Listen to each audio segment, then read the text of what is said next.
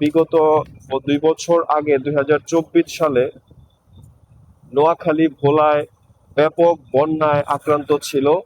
ওই বন্যায় দুর্গত এলাকায় সাহায্য দেওয়ার জন্য সারা বাংলাদেশের মানুষ এগিয়ে এসেছিল। বিশেষ করে এই চট্টগ্রামের মানুষ একদম বিনা স্বার্থে তাদের সর্বোচ্চটা দিয়ে সহযোগিতা করেছে। তো সেই তুলনায় আমার কাছে মনে হচ্ছে এবার চট্টগ্রামের এই দুর্যোগে আমাদের বাংলাদেশের মানুষের সহযোগিতা এবং মনোভাবটা অপ্রতুল। আমাদের আসলে আহ খোলা মনে চট্টগ্রামের মানুষের পাশে দাঁড়ানো উচিত এবং তাদের এই দুর্যোগ মোকাবেলায় আমাদের সহযোগিতা করা উচিত।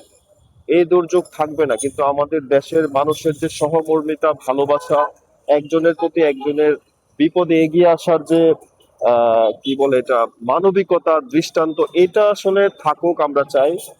সেই দৃষ্টিকোণ থেকে চিটাগং এর এই বিপর্যয়ে আমাদের দল মত নির্বিশেষে সবার এগিয়ে আসা উচিত।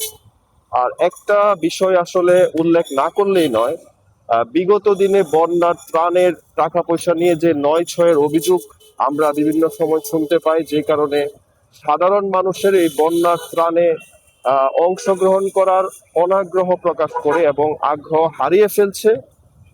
তারপরেও আসলে মানুষ হিসেবে মানবিকতা বাঁচিয়ে রাখার জন্য হলেও আমাদের এই দুর্যোগ মোকাবেলায় একে অপরের পাশে আসলে হাত বাড়ানো উচিত।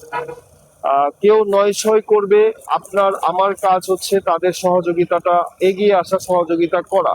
আমাদের সহযোগিতার দুর্বলতার সুযোগ নিয়ে যদি কেউ নয় করে, এটার জবাবও তাকে একদিন দিতে হবে।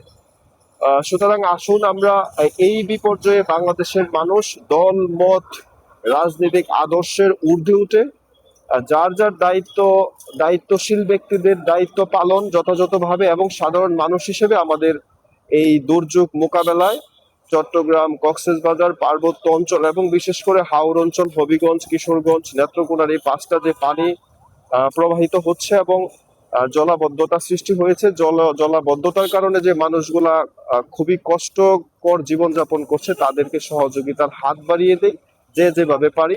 একটা মানবিক আবেদন সবার কাছে রেখে গেলাম। সবাই ভালো থাকুন, সুস্থ থাকুন।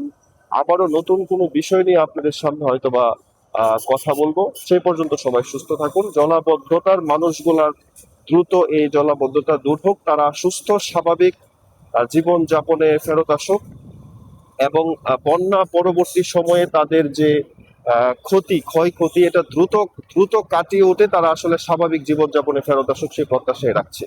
সালামু আলাইকুম।